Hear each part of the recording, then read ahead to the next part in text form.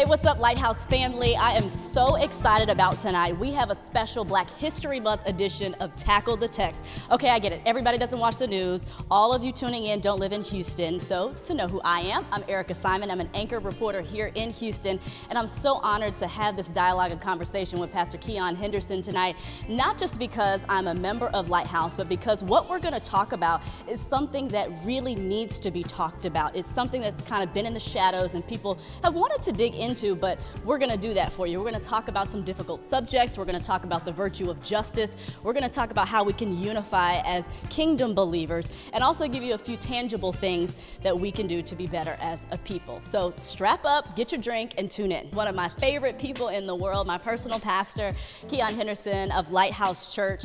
We're going to talk about a couple of different things over the course of the month that people have been wanting to talk about for a while. Justice, social justice, coming together as a people. But I really wanted to ask you, Pastor Keon, why you decided to do this.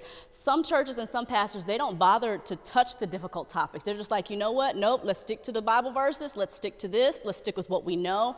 I don't even want to ruffle any feathers. But you're tackling this head on. This is the perfect backdrop for the Houston Museum of African American Culture. It is Black History Month, and so you're fitting into both of those themes. Talk about why you decided to have this kind of dialogue with the people. Yeah, I think number one, that anything that doesn't fit in dialogue dies. And I think that what is going on in America right now needs to live on. It's a difficult time, very painful time, but yet a necessary time because crises always bring forth greatness. So number one, I wanted to do it because it's necessary. Number two, it's dear to my heart to make sure that I discuss equity. I believe that justice is about giving people what's right and what's fair, and I think that that's on both sides of the aisle in all color, cultures, and creeds. So I thought it was necessary to have. And number three, I really believe that as long as we keep having these conversations in the shadows, we'll never bring it to the light. So why not come on the screen, let everybody agree to disagree, or maybe perhaps we will say something that will be evergreen for someone to change their perspective. And if we can just change the life of 2, 3, 5 people, we would have left the world a better place. So that's why I went after it. I think that, as I said, justice is something that a lot of people have thrown around, right? It's a term that's become very popular in the past year or so. And I don't never take it for granted that people know what that means, right? To you, what does justice mean? I think it's a good question. I think justice is difficult to define. Yeah, I remember looking up justice at one point in time, and I came up with 33 different definitions. So I think that justice is difficult to define, but I don't think it should be difficult to distribute, right?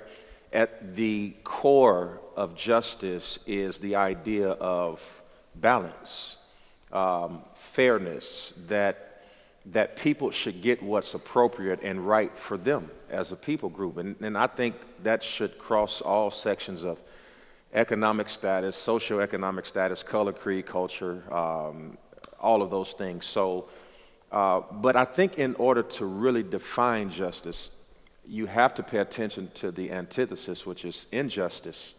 The best example that I can come up with, the top of my head, there was a young man, I think the last name is Zabrowski, and he went into a store, took out a gun, shot at the clerk over a mask, and didn't want to wear a mask. Got home later that day. The police were looking for him. They came and found him at his home the next day, and he has another shootout with the police and shoots at the police with an AK-47. Now, I say all of that to you, and those who are part of Black America hear that and say, what? Because if you go to Kenosha, Wisconsin, and you see Jacob Blake, who was going to his car, and they thought he was going to retrieve a weapon, which he didn't have, is shot in the back 7 times in a matter of seconds.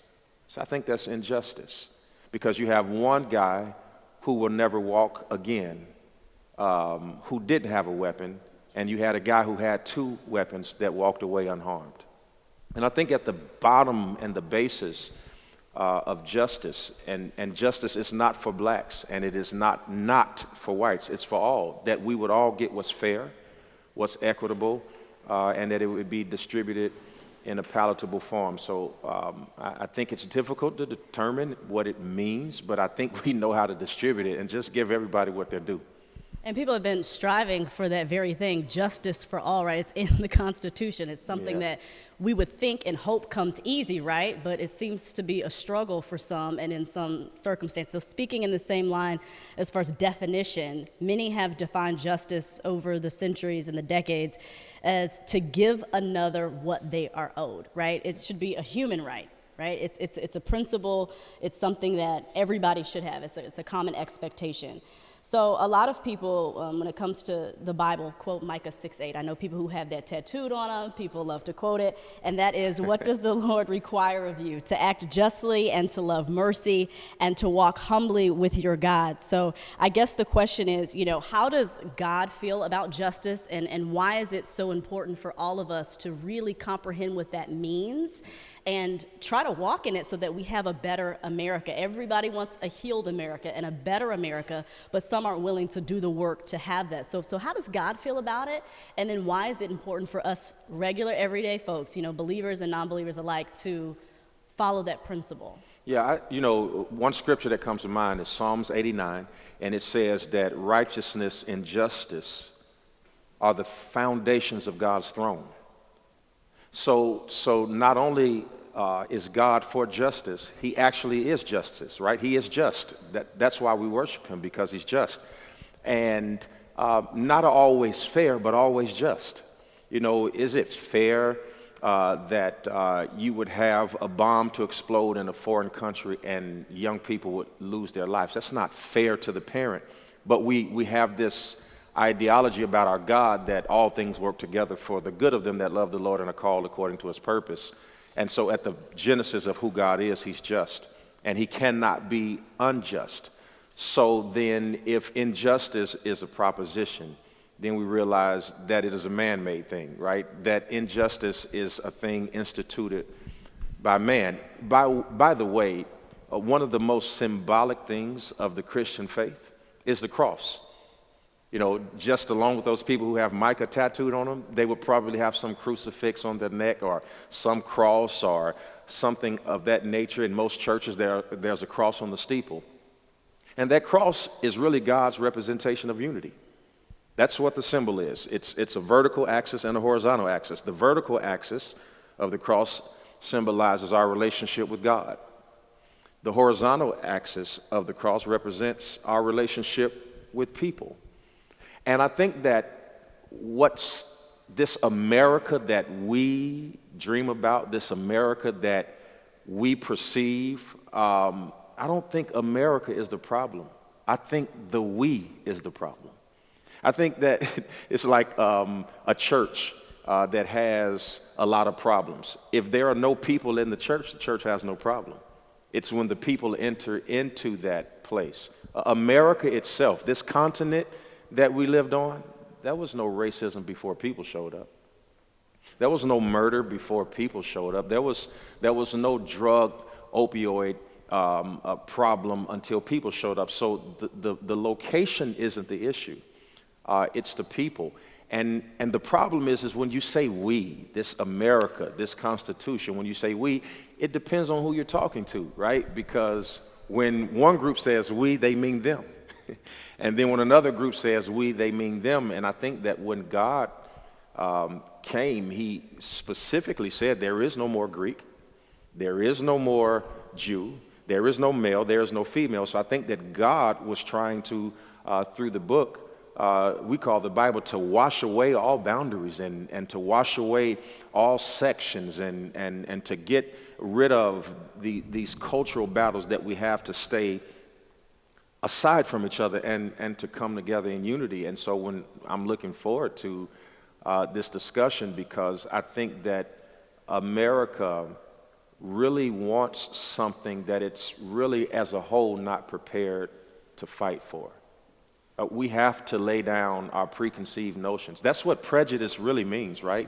You'll have people say, I'm not racist, but that's not the only way you can be against somebody. So you can also be prejudiced, which is a preconceived ideology of a person that you don't have experience with. So while I believe that God is just, I don't think that it is.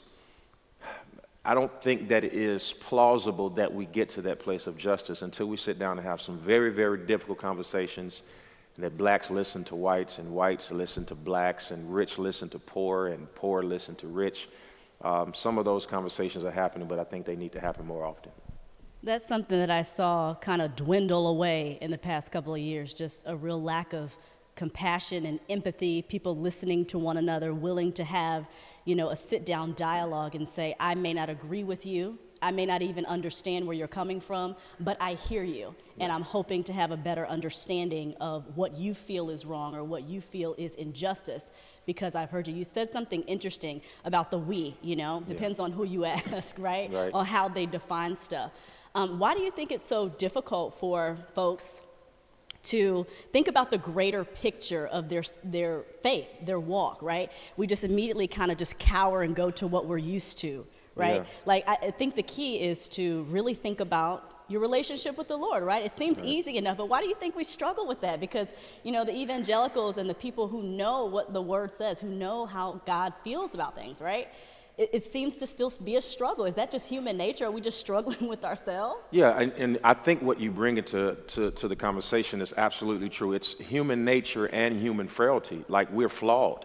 I said something not too long ago that people put a high price on what they think. So they believe that because it's in their mind that it has merit, that because they thought it, that it must have truth to it. Then you have to dig into what people are taught, right? Because a lot of these things that we're dealing with, such as racism, are concepts that begin in the homes. Nobody's born hating another group. Those things are taught. So it still goes back to the we, the us in America. And when I was in college, I lived with 2 white guys and 1 other African American. So there's 2 blacks, 2 whites in the same apartment. And let me tell you, we could not be more different. We could not be more different. But because of basketball, we were centered around a common goal. And so there was no white and black conversation in the townhouse that we had as scholarship athletes. It wasn't, but we saw differences. So for instance, when it was Christmas or Thanksgiving, we would be at our white friends' houses because their father and their mother and their siblings and their aunt and their grandmas would all be in the house. They wouldn't be able to come to our house because, number one, it wasn't big enough for the people who lived in it, and number two, it wouldn't be big enough to bring people in, and there was no father there, and there was no grandmother there, and there was no traditions passed along. So I think that most people are affected by their orientation. But then you brought to the how do we get there? It's sitting down and talking. There's a scripture in the Bible that says, I would tell you what I'm thinking, but you're no longer trying to understand. It's in the book of Hebrews. And people have gotten away from trying to understand. And as a whole, I think that most of the people in America have great intentions. But like it's always the squeaky wheel that gets the most attention. It's always the most visceral and the most angry section of our society that makes the news.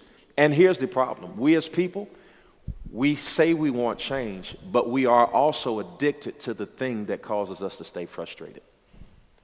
So we want TV to be cleaned up, but we won't watch good TV, right? We want great programming, but we still watch the murder mystery. And so I think we want something that we don't have an appetite for, and we want something to end that we are addicted to. That's good. They say in the news business, if it bleeds, it leads. If it's drama, if it's a catchy headline, unfortunately, we know that's what people want. That's what they're going to click on. Let's just get real for a second. Why do you think some people get so frustrated at terms that have been used about justice this past year? Social justice, Black Lives Matter, so on and so forth. I mean, as a Black woman, I understand what that means. To me, that's my Black life matters too.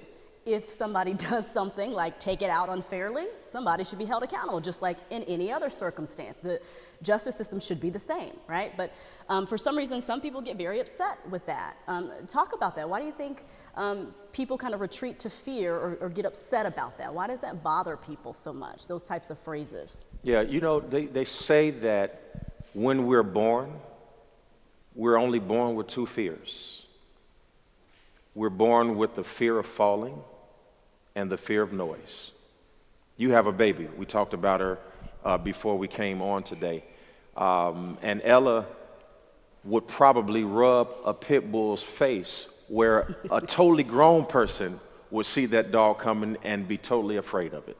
I remember one time we were having a photo shoot several weeks ago, and one of the ladies that I work with, Sarah, there was a cat that walked right in the door. Was it a black cat? It wasn't a black cat, because if it was a black cat, all the black people would have Get got up, out. okay. Right? See, we Gotta would go, talk that. gotta go. And here you are. You're talking about what we're taught. And although it's comical, Sarah, now the room, Sarah's white. The rest of us are black. The guys who are taking the pictures are white. This is the truth. The cat walks in. All the black people say, I got to go. I got to go. I don't know that cat Everybody like that. was going out. Sarah went and picked the cat up and took it back outside. And I just looked at everybody and I said, don't worry about it, it's the culture. Don't worry about it, it's the culture. She wasn't afraid of it. But what you have to know about Sarah is she was raised on a farm. So a cat compared to a cow, right? What is a cat compared to all the other animals that she's raised? So she has a different orientation than we did, because in our house, if we asked for a dog, number one, mama was scared of the dog.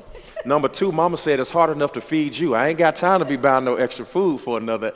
So you've got that orientation. But more seriously to the question, why are people offended by words such as social justice or Black Lives Matter? This is my personal opinion. Everybody won't share it. The only people who are offended by justice are those who are already privileged. To those who are privileged, justice isn't necessary because they get justice everywhere they go. Mm-hmm. But for those who are the underdogs, the underserved, and let's speak, since it's African American History Month, let's speak to the injustice of the education system that has unfairly marginalized people of color. And I say this boldly, and I think that anybody, whether you're rich or poor, whether you're Protestant, Catholic, a Baptist, I think that if you really look at the problem and could remove yourself from your orientation, you could see that there are Ivy League schools where people of color are smart enough to get in, but because of the price tag, they'll never get in. And then you can have a rich family whose child is of a privileged class, not even smart enough to get into school, but because the parent can give an endowment, they can fill these schools, thereby get the better opportunities, thereby have the better education. And then you have opportunity zones and red lines, and you have all of these things in banks, and where public schools are funded by property taxes in neighborhoods where all of the properties are abandoned. So there's no money funding the school, which means there are no books to share with each individual student. And now you have students sharing books, and those books are missing pages. And you have teachers who are underpaid in those neighborhoods and underserved. That's not justice. That's not justice. That's injustice at its core. That banks won't lend to you if you're in a certain area, if you're in a certain district. And that opportunity zones have been introduced to the dialect to try to service that, but that's a long-term plan, and it's difficult. Black Lives Matter. Do I agree with everything Black Lives Matter does? I will say here to you unequivocally not. But this world that we live in tends to not look at the bigger picture, because although Black Lives Matter may be for some things I'm not for, they are actually for the one thing I am, and that's a black man. And I have to start there. I've got a black mother, and I have black sisters. I've got a black daughter, and I don't have to agree with everything that Black Lives Matter do or does in order to see that there is some good to the organization. The people in the NRA are fighting for guns, even though those same guns are shooting up schools. And what has happened is that we've segregated ourselves into party politics, and this is really the issue. The real issue is that there is a conception, or preception, I should say, that if you are conservative, anti-abortion, then you're Christian. And if you're not, you're leftist because you're pro-equal rights in marriage and you're against climate change. It's like you got 4, 5, 6 issues, and if you believe in these 3, you're on this side. If you believe in these 3, you're on that side. But there are Democrats that are anti-abortion, and there are Republicans that are pro-life. It's this party politics system that has separated us into these visceral conversations that are designed to keep us apart. You're red, you're blue. You're liberal, you're conservative. You're leftist, you're right. They are designed. And every time you see us coming together, you see the ugliest parts of both parties rising up to say, no, we're not coming together. We're staying separate because it pays to be divided. Most of these people that you see leading us are not interested in unity. It doesn't pay for all of us to be on the same page because you need a Walgreens and a CVS. You need a Target and a Walmart. You got to give people options. Otherwise, coming together bankrupt the people who are not against the thing. So Black Lives Matter may be offensive, but there are other things that we must understand. And I hate the answer being so long, but you hit me in a passion spot, because I remember the same group saying, Blue Lives Matter. But when they stormed the Capitol, they killed 2 blue lives. So were you for the police, or were you just for them because you thought Black lives were against them? It's the most crucial concept that if we think about it, that all people in pain congregationalize. Mothers Against Drunk Driving, Alcoholics Anonymous, Drug Anonymous. When people are in pain, they congregationalize. And I will say this to anybody watching.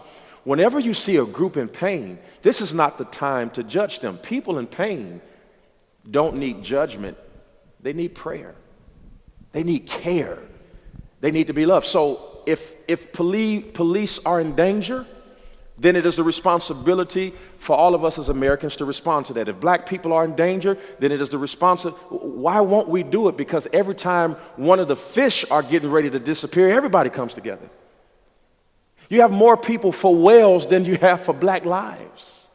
It's amazing. So I think that the distribution of injustice has segregated us into a place where you can't say anything to anybody about anything, or you're censored, or you're canceled. But the truth is we need to have hard conversations. We need people who are unafraid. And I would say this to Black people. We need to stop killing our leaders when the other side is trying to kill them as well. So you can say whatever you want about Donald Trump, and you can say whatever you want to about his politics, but you never saw a Republican break rank with him, not many, when he was in office. Yet the entire time, all Black people kept canceling President Obama. And every time he says defund the police or not defund the police. So we kill our own leaders, and we don't support them in wartime. So long answer, very passionate about it. We could have had this whole segment on my thoughts of that, but I'm going to let it go because I know how people are on the internet, and when they see this, the comments are going to come in, but I meant what I said. So I'll never forget this. I was a freshman in college at a predominantly white university, University of Missouri, and I grew up in, I would argue, a very diverse metropolitan area, Dallas. And so I had all kinds of friends growing up, all kinds of backgrounds, all kinds of religions. So my first week at the University of Missouri, this is part of the reason why I became a journalist. Kid you not, there was a girl who came by and she asked me, didn't know my name from Adam and Eve. She said, "Have you ever seen a shooting?" And I was like, "Well, no. Have you?" Anyway, time goes on, days go on. She comes up, she's like, "Wow, I've never seen a Black person with freckles." I'm like, that's another weird comment. My roommate had the door open. She comes by like a third day. She says, "Oh, you have really nice things," like almost in shock. Long story short, I called home crying, telling my parents, I don't want to be here, come pick me up. These people are strange. I don't know what they got going on in the Midwest. I got to get up out of here. My dad taught me a very important lesson that week. He said, no, you're going to stay and you're going to show that girl grace. She's ignorant by default, but you've been called to educate her through your presence, through your kindness, through your wisdom. Come to find out, she was from a small farm town in Illinois, had never interacted with black people, never seen one, never went to school with them. So as my dad said, unfortunately, she was ignorant by default. So when we talk about some of these issues, right, the things that have plagued the black community, the things that have plagued minority communities, the real injustices and things that have kept us down for so long, I think the education system, you know, part of it is that they're not teaching, right? They don't, I think they call slavery now in the latest public textbooks in Texas, migrant workers or something like that. Like, it's not slaves. I'm like, what is a migrant worker? Is in somebody who gets paid? Like, they didn't get paid. So there's a lack of knowledge there. There's a lack of time for people to really sit down and understand history. But it's important, right? You answered it a little bit as far as Black Lives Matter, but I want to hear directly from you because you guys have a unique perspective that nobody else in America has, being a black man in America. That's different even from being a black woman. I have my own challenges, but as a black man in America, when you see the things play out on television, the George Floyds, the Philando Castiles, Jacob Blake, so on and so forth, like, what does that spark in you? How do you feel? I mean, obviously you look at everything with wisdom and with a spiritual perspective, but you're also a black man. Can I, if I could just lay the wisdom and spiritual perspective aside and just be human for a second, I get angry. I get angry because there are people who are pretending like it actually doesn't exist. And it is right in front of us. Let me tell you, the most, I guess, aha moment that I have had in the last election cycle was the moment that the Capitol was stormed. And I said to myself, I'm not going to have the argument of if that was black people, I'm not even going to do that because if as my grandfather would say, if was the fifth, we all be drunk. So I'm not going to have that discussion. But the discussion that I want to have is one that is actually documented. It was on camera. You remember the young lady who was outside of the window? She was storming through the chambers, and the officer shot her, and she subsequently died. And I pray that her family is recovering. Our thoughts and prayers as a church were with that family from that day forward, because I don't think, whether you're black or white, nobody should be dying over this stuff. We've shed enough blood. And if you're a Christian, then you believe that the blood of Jesus was the price for all of this. So everybody else, it's blood, it's wasted. But nonetheless, we're here. And Chris Cuomo, who is one of my favorite television personalities, by the way, cut the segment right when the woman was shot and said these words: I remember when I was covering the Iraq War, you told us, and I'm paraphrasing, that you were tired of the carnage and you were tired of seeing the death. So we cut this video to spare you. And I got so angry because I said to myself, how many times did we watch George Floyd die on TV? How many times did we see Philando Castile die on television? How many hours did we watch Mike Brown lay bleeding in the streets? And when this woman is shot, you're going to spare us? That even in a network that calls themselves fair and factual, still pulled a lever that at the core, as a black man, I thought there is yet another inequity.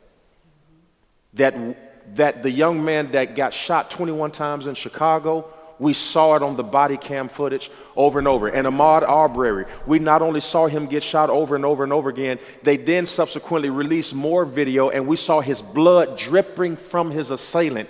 And you cut the video. And I'm not saying I wanted to see her die, because I didn't. But I also didn't want to see Ms. Arbery's son die. And I also didn't want to see Trayvon die or his body. I didn't want to see any of that. We're back at justice. We're back at justice. We're back at what's fair. We're back at what's equitable. And I just say if it's good for the goose, it's good for the gander. If it's not good to see her die, it wasn't good to see him die. As a black man, It angers me. It frustrates me. Not too long ago, I was out of town. I was driving in a car in a predominantly white neighborhood. I was in a rented car. And I got pulled over by the police. I've only been pulled over by the police 3 times in my entire life. I've never gotten a ticket. Never gotten a ticket. Police pulled me over. He said, "Do you know why I pulled you over?" I said, "No, sir." He said, "You were speeding." I said, "Was I?" Here's his words. "You were going 31 in a 25. Now, I'm over the limit. So I don't, one of the things in a little petty. Yeah, that's petty, but it's cool, because I'm over the limit. But as I'm in the car, and I wasn't the only one in the car, we were in the SUV and every seat was full, so 6, 7 people in the car. I see the police officer looking through the window. I see him looking. He does this and he picks up the receiver and he starts talking. And he's getting back up to come. He walks up to the window and he says, "Do you have a license?" I said, "Yes, sir." And I shouldn't have had to ask this question, Erica, but this is what I asked him. I said, "Yes, I have one. Are you going to allow me to reach for it?" And at that moment, he crossed his arms and he knew exactly where I was coming from. And he said, yes, sir. And I pulled out my license. And I gave it to him, and he went back to his car, and he ran it like any other officer would, and he brought the license back to me and said, "I'm going to give you a warning. I'm going to let you go. People have just been complaining about people speeding in this area. Have a good day." I was afraid that it could have gone another way. I should not in America, as a taxpayer, as an African-American pastor at a prominent church, have to fear for my life at a traffic stop as if I'm a common criminal, but it's my reality. So when you ask me, how does it make me feel? It makes me angry. It makes me emotional. It makes me sad. It makes me frustrated. But because I'm a believer, I remain hopeful that one day we will live in a nation where we're not judged by the color of our skin, but by the content of our character. Hey everybody, it's giving time. Give, and it shall be given unto you. Good measure, pressed down, shaken together, and running over, shall men give unto your bosom. One of my favorite scriptures in the Bible because it specifically lets me know that if I do A, God will absolutely do B. I believe that this is the season for you to absolutely not to have to worry about money problems. This is the season for you to live in the absolute truth that God will supply all of your needs according to his riches in glory. I'm believing for you to have a season of overflow, and I want you to connect with us today as we all get ready to give together so that God will be able to open up that window and pour you out a blessing you won't have room enough to receive. All of the instructions on how to do it are coming up on the bottom of the screen right now. This could be the day that changes the rest of your life. If you are faithful over a few things, you read it. God will make you ruler over much. Get ready for much. In fact, I need everybody to type it. Just type much. There you go. I see it coming through there. Say it again, much. Shout it in your house. Wherever you are watching this, I want you to believe God for much and more. It is the Father's good pleasure that you would enjoy the benefits of the kingdom. As we go back to this conversation, I want you to go back to this conversation filled with joy, knowing that you're going to hear what we have to say.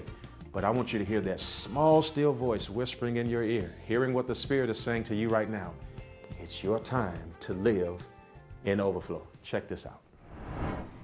That's something that so many people experience over and over again as far as traffic stops, as far as situations that make you say, here we go. Here we go again. Here we go. You already know what time it is. Yeah. You know, it happens so frequently.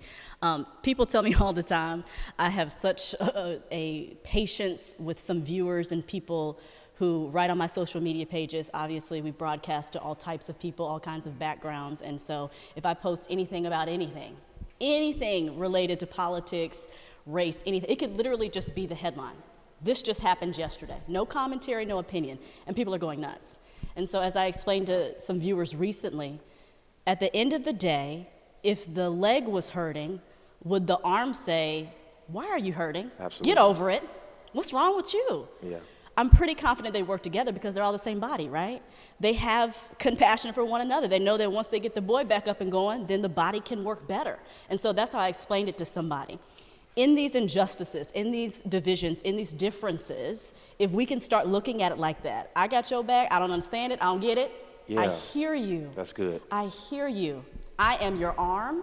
You're hurting right now, so I'm gonna rally around you. If I'm hurting next week, I expect you to rally around me. That's what I would love to see a lot more. It's like the leg gets hurt, and then the attention goes to the leg, and the arm says, all arms matter, right? But right now, the arm isn't in danger. Right. The leg is on fire and struggling. So if we could stop shifting so that everybody can be included in the conversation so that nobody's forgotten. Remember, I believe that justice is only offensive to people who are privileged, and that if we are Christians, believers, that is not a thing that black people have the market cornered on because we have hymns and we can shout and we can speak in tongues.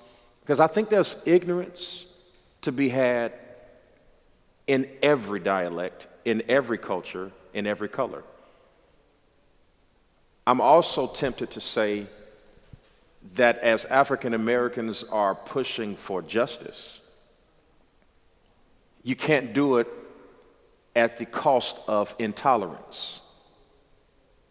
That because an officer did something wrong, that every officer you see is now associated with that same behavior. It's like black people fighting the stereotype that because the robber was dark-skinned and had braids, that because I'm dark-skinned and I have braids, now you look at me differently. We don't want it, so we shouldn't issue it, right? So there has to be fairness and equity and tolerance and dialect and understanding on both sides if we're ever going to do it. And I think I hope that that's where we're headed, because I see some light at the end of the tunnel. How do we get to the point where we train ourselves or have these conversations with people who view things differently or see things differently? How can we just stop and say, wait a minute, let me think about this a little bit differently, or let me just hear what you're saying. How do we start training ourselves to do that? We may not be able to train ourselves to do it because it's hard to teach an old dog new tricks, but your father can teach you. So sometimes, they say those who can't teach, if you don't have the ability to do it, teach your child to do it. Your nieces, your nephews, those you oversee, those who you're raising.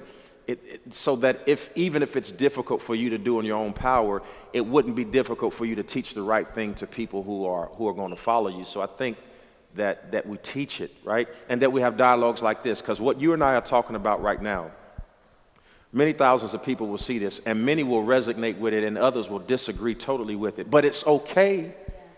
It's okay, as long as that disagreement doesn't turn to indifference. That the only person who can tell you how much it hurts is the one that's in pain, and you don't get to tell the person who's in pain whether they're hurting or not.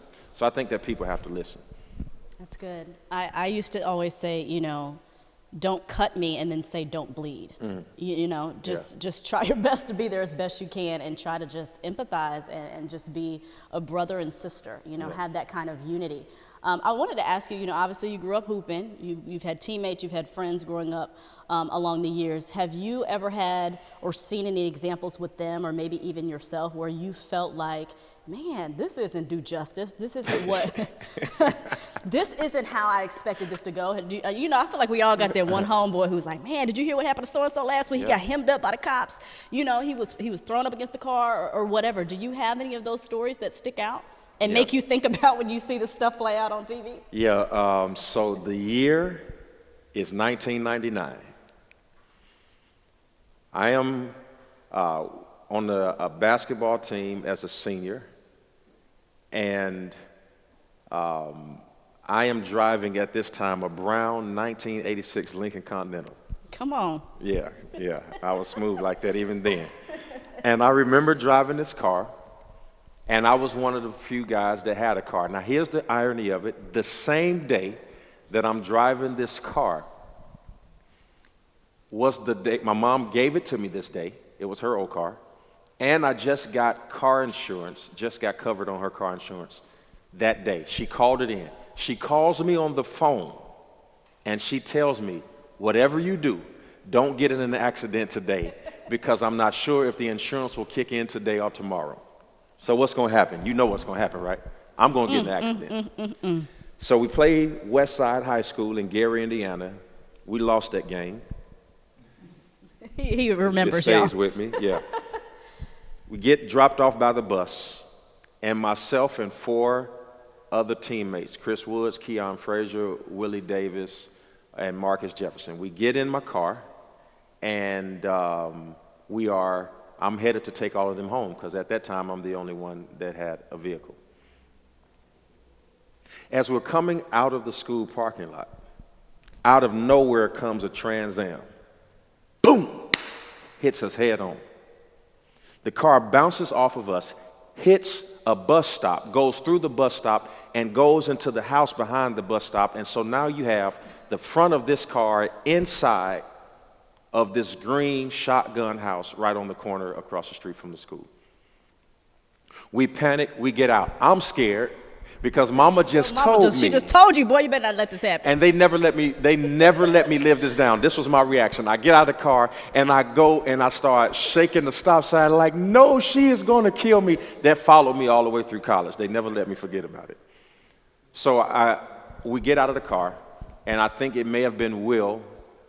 He was the tallest out of us. He went to the guy's passenger side door, opened it, reached across him, and unlocked the door because this guy's bleeding from his face. Called ourselves going to help. The guy starts panicking and going crazy and say, they're assaulting me. He starts screaming, so we back up, we close the door. The police arrive. The police arrive and put us all in handcuffs. He is yelling, they assaulted me. Look at the blood in my face. They assaulted me. Erica, he has a beer in his lap. By the way, he busted his head on the steering wheel from the accident. But because he said that we assaulted him, we were handcuffed for helping, and he was on his way home as a drunk driver. The only thing that saved us is my basketball coach just so happened to be driving up the street at the time we're being arrested. Had a conversation with the officers, assured him that there was no way we assaulted this man, and it was only then that we were let go. Wow. That gave me such a disdain for law enforcement. They never asked us our side of the story. And to this day, I cannot fathom how could you show up to the scene of an accident where a man has a beer in his lap and you take his story. I guess at that time I was thinking over 4 or 5 black boys. It forever bothered my perception of law enforcement. And I eventually got over it, and I'm an adult now. I understand that people make mistakes, but I've seen injustice firsthand, which is why people can't tell me it doesn't exist. So that's one of my stories. But I also have stories to the opposite where I had great experiences. So, you know. Yeah, we can't lump everybody together, that's for sure. That's another thing, you know, and that's a reason why I got into journalism. I really wanted to make an impact and a difference as far as stereotypes and perceptions, because what we put out does shape perceptions, you know. I had an interview with a historian years ago talking about when all of this stuff was coming about, Black Lives Matter and social justice and whatnot. And this is a white professor from Mississippi. He grew up in the South. He had his own notions, but he was also a scholar and stuck to the facts and stuck to what was on text.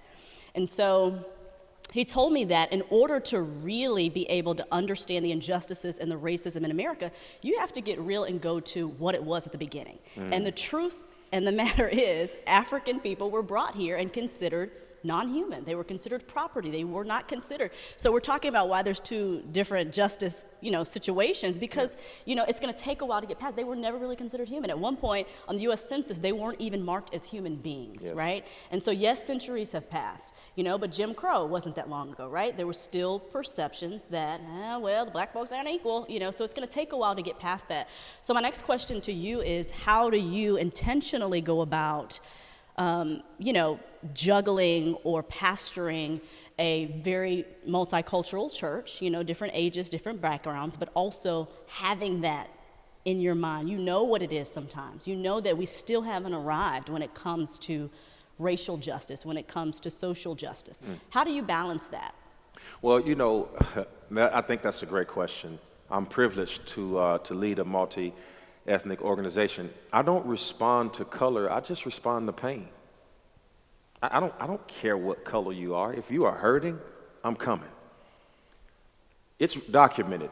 One of the first acts, reaction to crises that I had as a pastor here in Houston was when the Boston bombing took place. Now, you know as well as I know, it wasn't a whole lot of black people in Boston running in no cold. At all. We don't, we don't go outside. Go the opposite way. It's cold, too cold for that. We don't run, and we definitely ain't going outside when it's cold. Okay, at all. But we purchased prosthetic limbs for 3 families.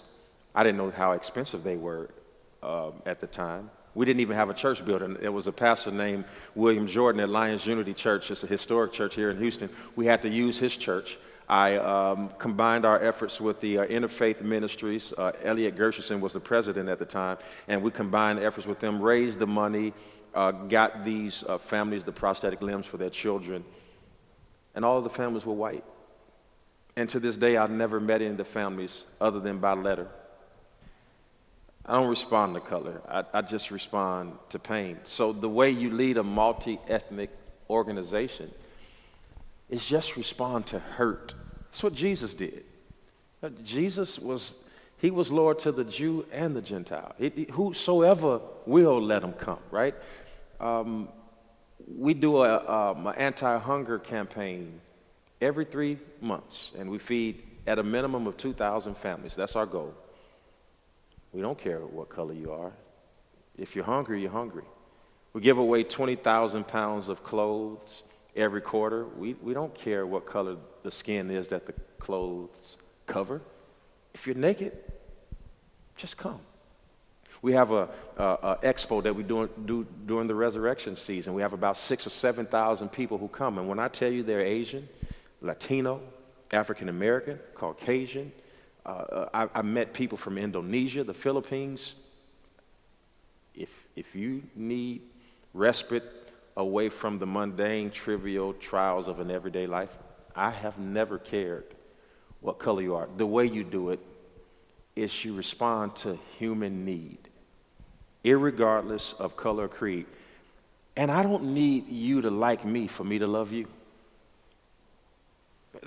I think happiness, joy, and peace is an inside job, and it should never be outsourced to somebody's feelings about you. I'm sure I've put clothes on racists. I'm sure I fed somebody who was racist. I'm sure that through the 1 million items that our church gave away during Hurricane Harvey and the $500,000 in cash and gift cards that we gave away during Hurricane Harvey, I'm sure somebody got something from us that didn't like black people. But my reward in heaven will not come as a result of what they did. It will be as a result of what I did according to what God told me to do. So I just run to pain. And I don't care what house is on fire, if it's a white house, a black house, an Asian house, a Native American house. I'm just going there to put the fire out and hope that everybody who lived in that house survived. And that's how I've always lived my life. I think one of the beauties of mission trips, and you can attest to this, is that people's lives are changed by you just loving on them. Yeah. You know what I mean? I remember my very first mission trip to Costa Rica. I speak a little bit of Spanish, but not enough to understand some of these little kids. And it didn't matter. You know, they just wanted to be hugged and picked Yeah. up and fed and loved, and I had plenty of that to give. You know what I mean? I think it's the same with justice. At the end of the day, if we're just covering folks and loving on them, eventually, hopefully, enough people will come around. That's very good, Erica. That is awesome. You I know? think that is one of the best statements between all of the talking I've done and the little bit that you've done. I think you're absolutely right. I think what you just said is a prescription for America's malady that all people need is love. That's what the Beatles tried to tell us. All you need is love, right? And it could solve so many things. It's what Jesus did. God so loved the world that he gave his only begotten son. I think that if things would start with love, and what's in love? That's compassion and understanding and bearing each other's burdens. And that is justice, isn't it? It is just. It is just. And everybody deserves that. And I think what you said is such a powerful statement. And just doing the right thing is justice too. At the end of the day, in a circumstance, and they vary, but just doing the right thing, right? That's awesome.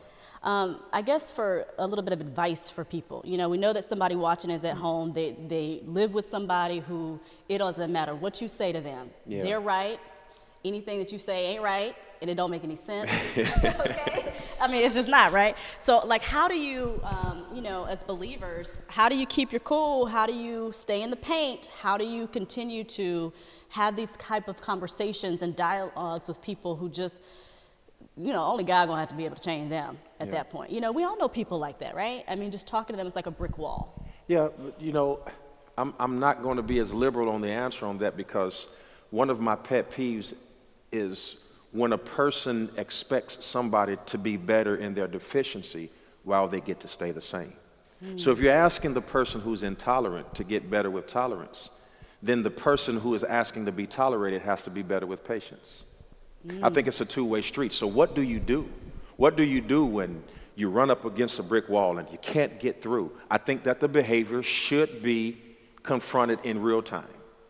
But I also think that patience is needed, especially for those who are trying to understand. I think that when you run into a brick wall, you stop running into it. Obviously, you don't bang your head on it and knock yourself unconscious, but all walls are not brick.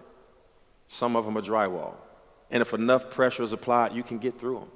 I think you have to decide which wall it is. I think you have to decide how committed the wall is to not coming down.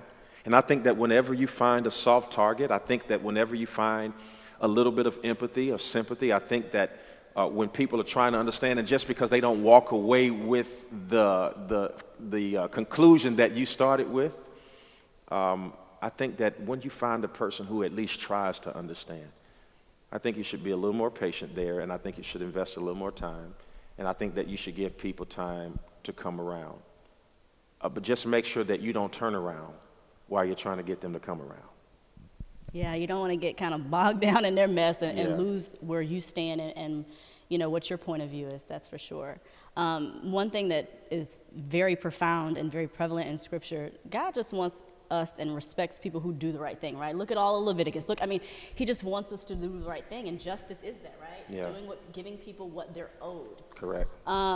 Kind of talk about that as well in terms of, you know, people understanding that. Because it's one thing, I think it's become so cliche and so cool for everybody in their bio to be like, I'm a Christian, I'm a follower of the Lord, I do this. And we're not even taking steps to do some of the basic things that God wants us to do, which is doing the right thing, doing right by people, giving them justice, giving them grace, giving them mercy, showing them love, you know, in difficult circumstances. Talk a little bit about that. I mean, it's clear. God wants us to do the right thing, and justice and giving people justice is one of them. There's an old song written by the Jars of Clay that says, we are one in the Spirit, we are one in the Lord. And together we pray that one day we will be restored, and they'll know that we are Christians by our love. They won't know we're Christians because we were Black Lives Matter. They won't know we were Christians because we believe in pro-life.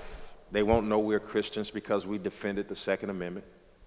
They won't know we're Christians because we fought for equal rights in marriage. They won't know we're Christians because we were Baptist or Protestant or Episcopal or Church of God in Christ or who cares? They will know we're Christians by our love.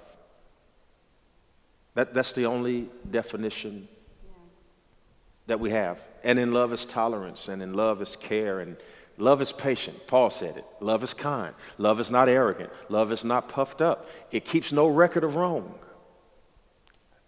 If we could just tear chapter 13 out of 1 Corinthians and just post it on the wall of every house, who cares what color your skin is? Who cares? Who cares whether you have $1 million in the bank and you're able to leverage a tax loophole, or whether you are just paying the simplified tax rate of somebody who works at a fast food restaurant? At the end of the day, when the sky cracks like glass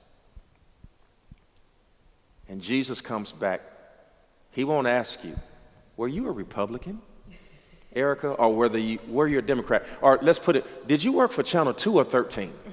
Right? He won't ask you that. No.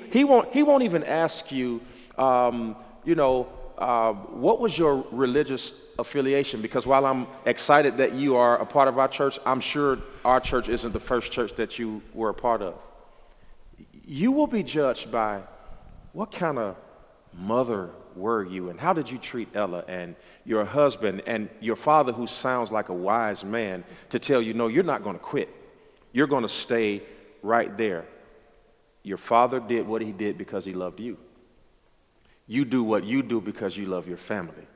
Those are the things that when it's all over, we will be judged by. And I just wish that this message would go far enough and wide enough and outside of the local church and reach enough ears where people will recognize that our struggle is that we are majoring in the minor and we're minoring in the major.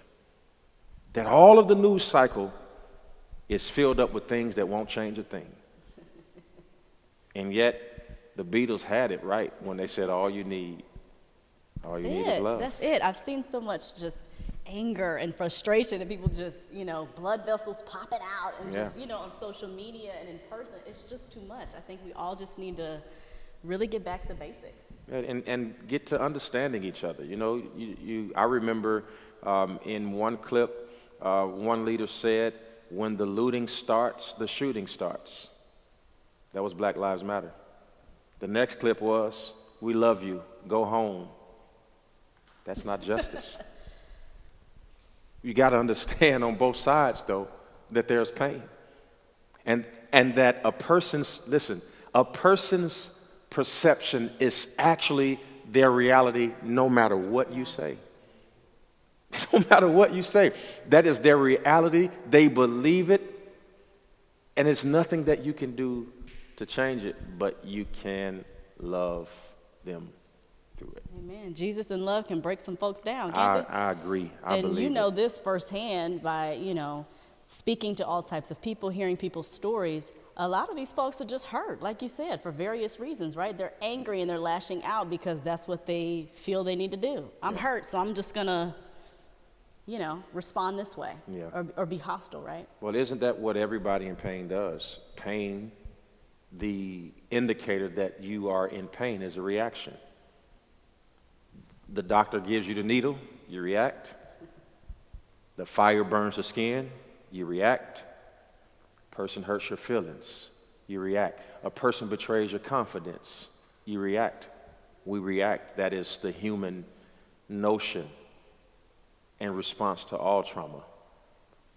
I just pray that our reactions don't put an end to our religion.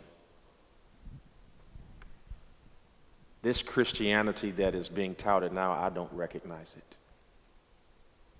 I don't know this Christianity.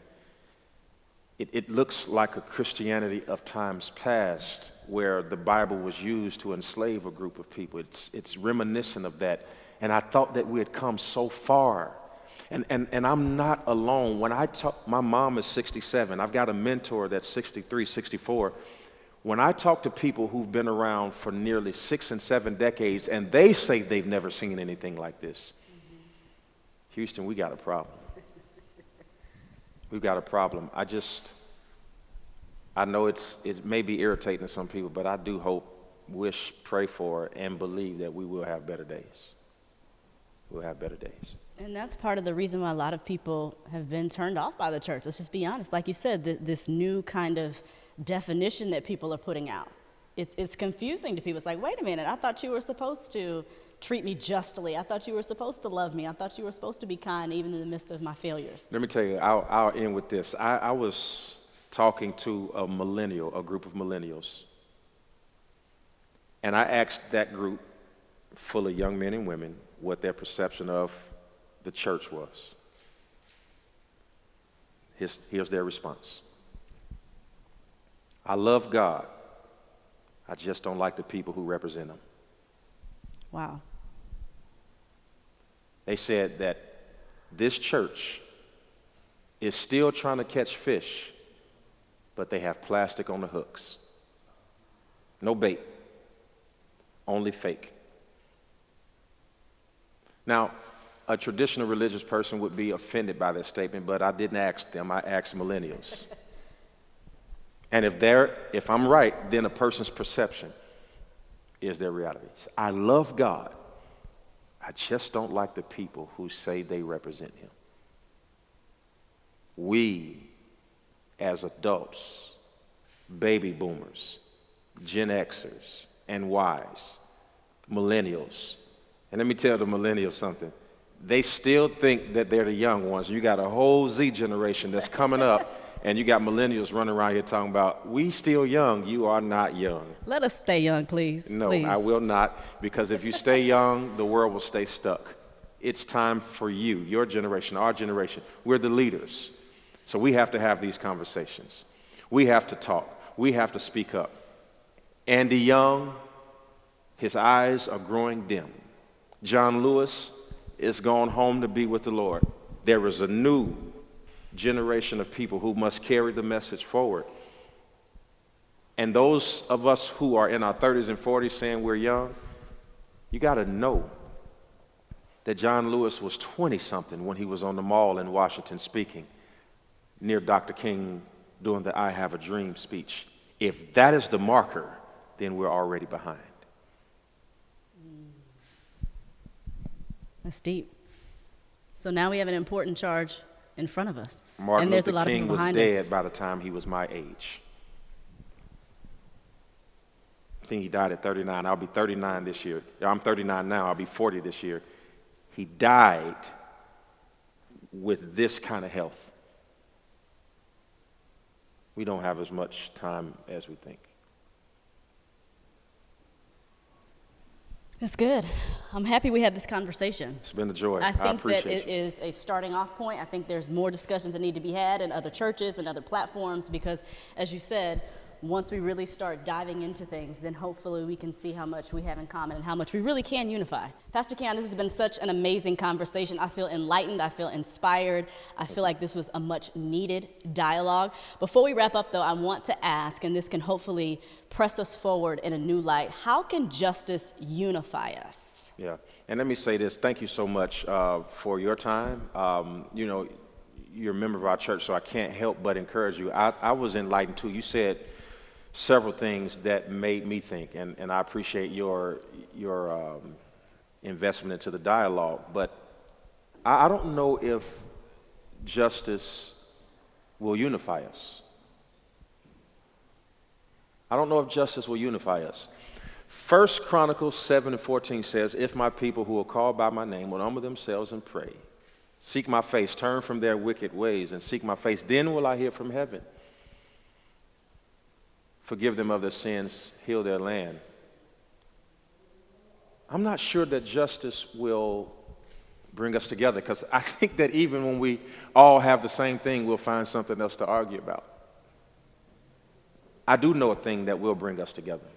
I know a couple things that will bring us together. It's not justice. I think, number one, humility will bring us together. Humility is being able to see yourself lesser no matter what the circumstance is. And I'm not saying less as a person, but the humility that's necessary for you not to be arrogant or proud or puffed up or think that you are deserving of anything. My mother taught me a lesson. If I never will remember anything else, she taught me something that I never shall forget. She said, Keon, expect nothing and appreciate everything. That's humility. Number 2, prayer. Prayer. The effectual, fervent prayers of the righteous availeth much. And we don't have enough prayer. They try to remove it from the schools, but the great thing about prayer is it doesn't have to be audible. It can be inaudible, and you can pray in your heart sitting right in front of a person who can suspend you if they find out that you're praying. And I'm so glad that God understands silence, that he can hear our hearts, and that we can speak from within and God can hear us. My prayer and my hope that while we seek justice, that we don't do it at the expense of remaining humble, steadfast, and prayerful. That's my answer to the question. What's up, guys? We thank you so much for watching this message. Be sure, if you haven't already, check out the box below, and these are instructions on how to give. Also, if you just don't know where to go, where to turn, who to turn to, if you feel connected to this church, if you feel connected to our pastor in this ministry, be sure to also look down below on how to connect with us and to just join us every single time that you see us on Sundays or Tuesdays, whatever worship service that we may have. And I also want to take this thing out with a prayer for you guys. We pray that this word penetrated your heart. May the blood of Jesus be with you all the days of your life. Everywhere your feet shall tread, he will be with you. We thank you again for watching us, and y'all have a good day.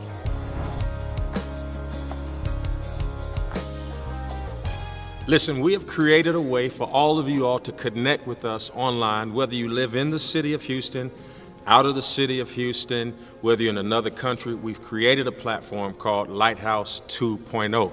And it is nothing more than my way of connecting to you wherever you are. So right now they're getting ready to put a link up on the screen, and you're going to be able to go to that link, to that place, and say you want to be a part. Come check us out. We got a lot that we've given, and we got a lot more for you. I cannot wait to see you at 2.0.